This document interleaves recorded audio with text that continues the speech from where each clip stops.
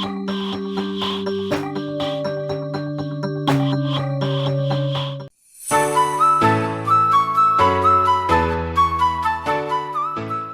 that, let the game begin. Green light. Hello students, I am Sir Marvin and I'm going to be your English teacher for today. You might be wondering why I am whispering. To tell you honestly, I am here in the reading speed game. How and why? Let me tell you. Flashback. I wonder how my students will learn if they don't submit and get their module outputs. I can solve your problem. Who are you? And how can you even solve my problem? If you play Dakashi with me, I will make sure that your students will submit their outputs. I know that, Jake. I saw it in Squid Game. But wait, what if I lose? Every time you flip a tile, you win. If I flip a tile, I have to ask you a question. If you cannot answer, you have to join the Squid Game. Sure! I'm sure that I can answer all of those questions.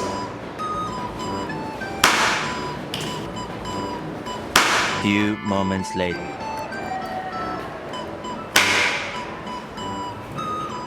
End of flashback. Can you help me answer all the questions that the recruiter asked me so that when he comes back, we will be able to answer them?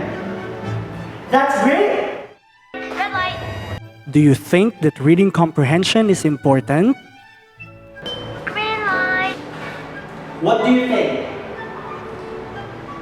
Of course, reading comprehension is important because with this, we can easily understand the literary text or stories that we read. Red light.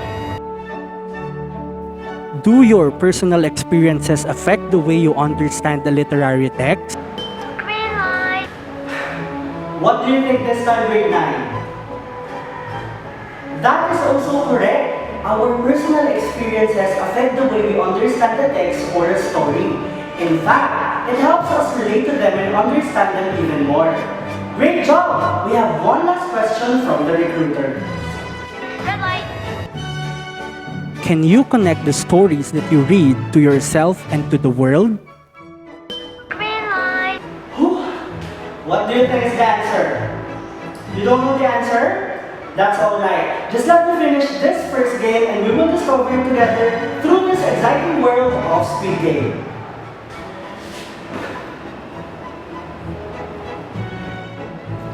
Hello students, can you help me crack all these sugar honeycombs that we have today? That's great, but before that, let us discuss our lesson objectives for today. At the end of our thrilling lesson, we shall be able to connect literary text to self, other text, and the larger world. Appreciate the value of literary text and their real-life applications. And lastly, create the Squid Game diagram to show textual connections. Are you ready to learn? That's great. Let's start cracking these shapes out using this giant needle.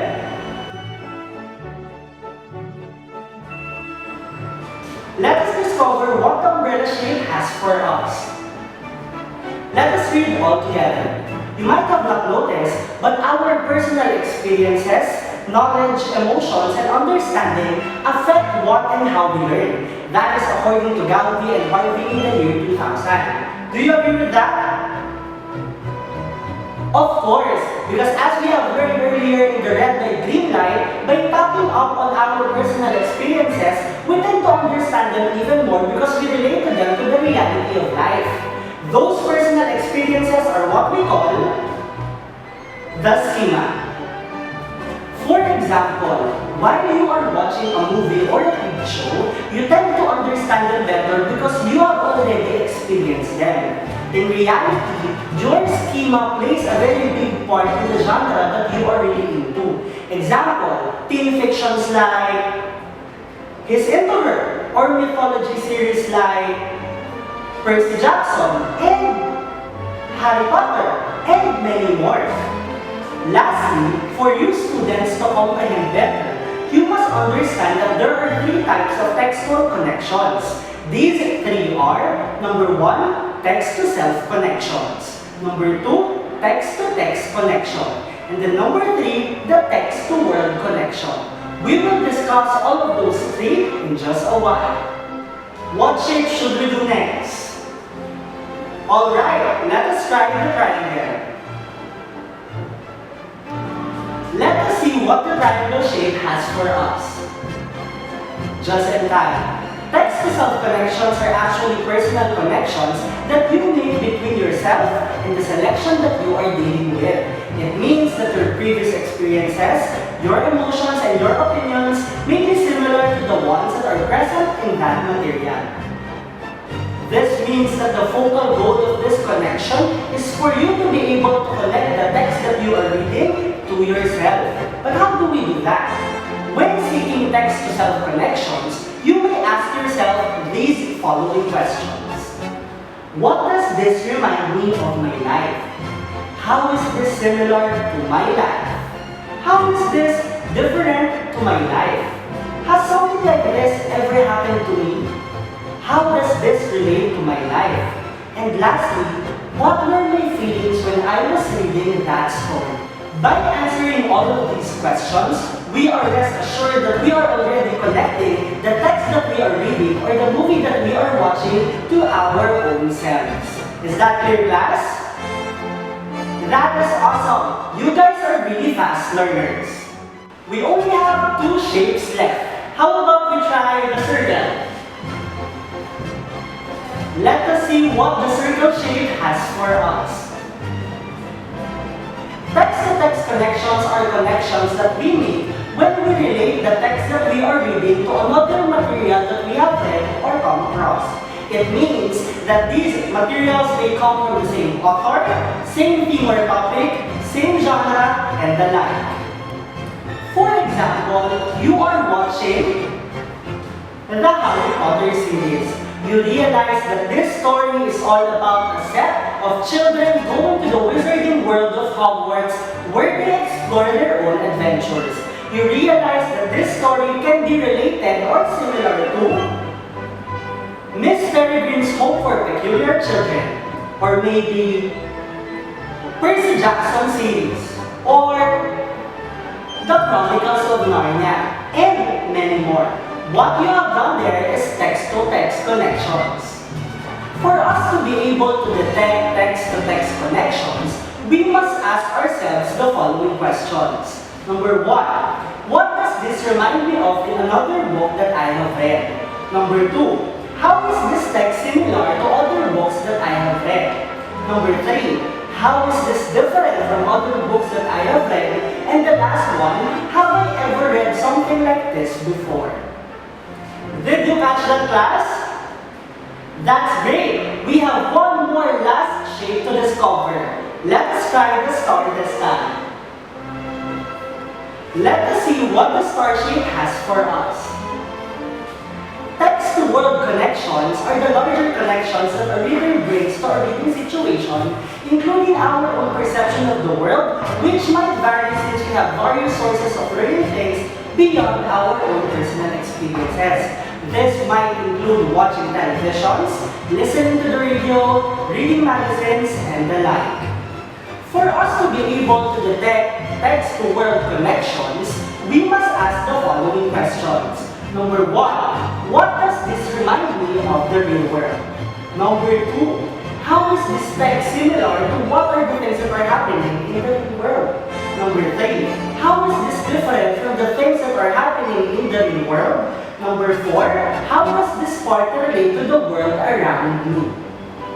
For example, in the Netflix series The Money Heist, you might see scenes where people have to rob banks just to make the world realize the abuse of power inflicted by those in authorities, the endless battle between the strong and the weak, the rich and the poor. Or for example, in the movie Titanic, you may have realized that life was not fair as how the higher class treated the lower class.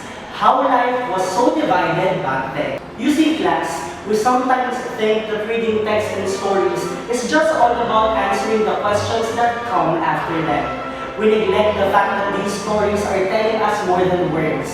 They are telling us stories that are deserving to be heard for us to realize something not only for ourselves, but for others too. Do you now know how to make textual connections? Really? That's great. Now, for us to really prove that you have really learned something for today, let us put you to a test. Since you have already learned how to make textual connections, let us put your learning to a test. As you already know, we have been here in the Squid Game since the beginning of our lesson.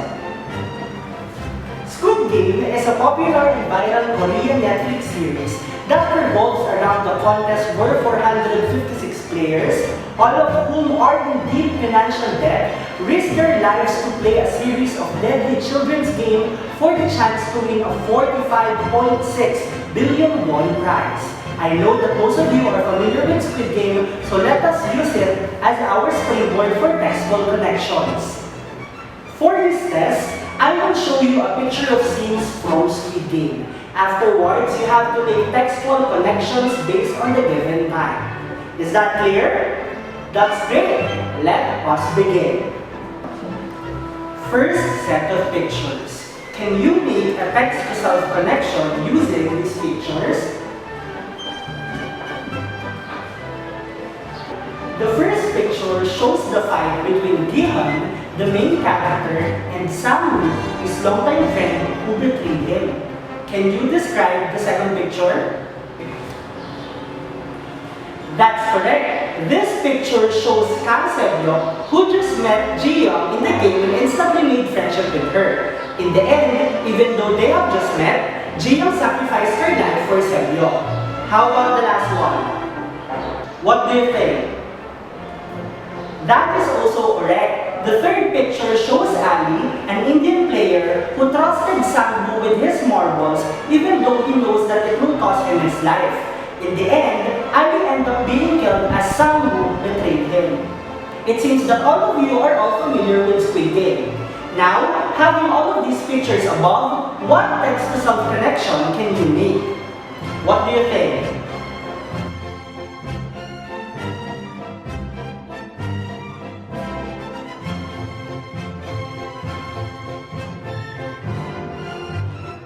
All of your answers are correct. In our life, we meet so many people and that we encounter so many friendships.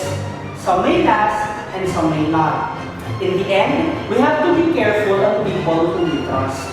This series makes us realize that those people whom we are with for so long may betray us, while those whom we just met may value us more than what we expect. Very good, class! Let's proceed to the second one.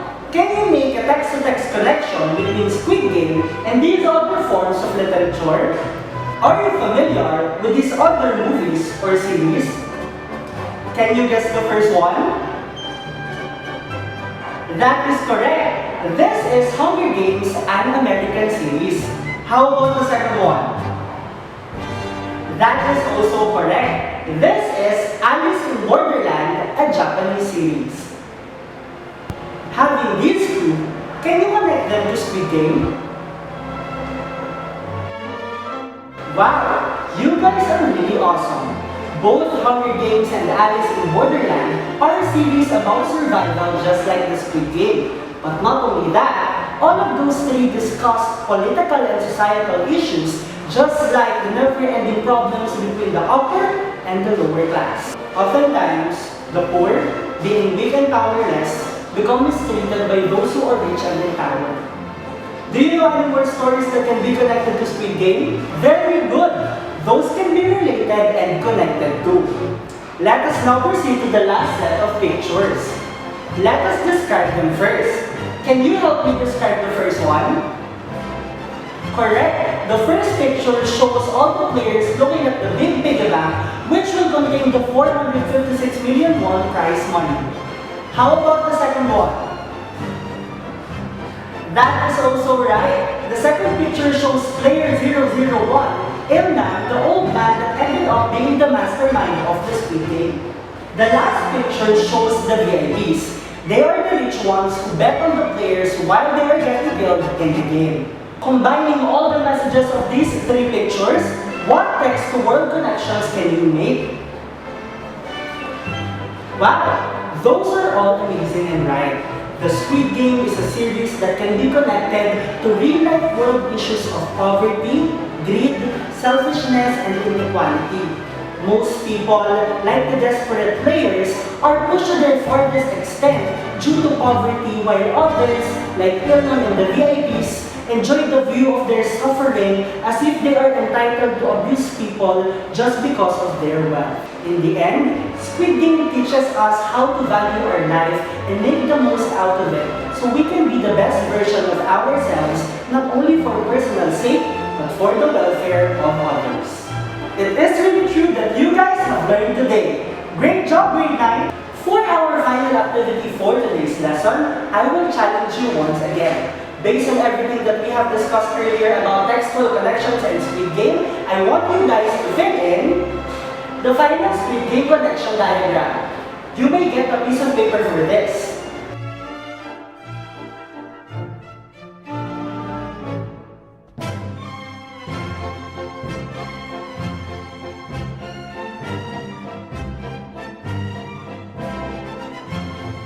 Alright, hands up! Let us collectively answer our diagram. To complete our diagram, we were able to make text-to-self connections through the value of friendship, trust, and helping others. Also, for text-to-text connections, we were able to connect Squid Game to Hunger Games and Alice in Borderland through the concepts of survival and disputes between classes. Lastly, for text-to-word connections, we were able to unlock the concepts of poverty, inequality, greed, and selfishness. Good job, class! Since we were able to answer the Squid Game diagram successfully and correctly, I am rest assured that you really understood our lesson for today. It's been a wonderful journey and game today, class. Once again, I am Sir Marvin. Until our next adventure.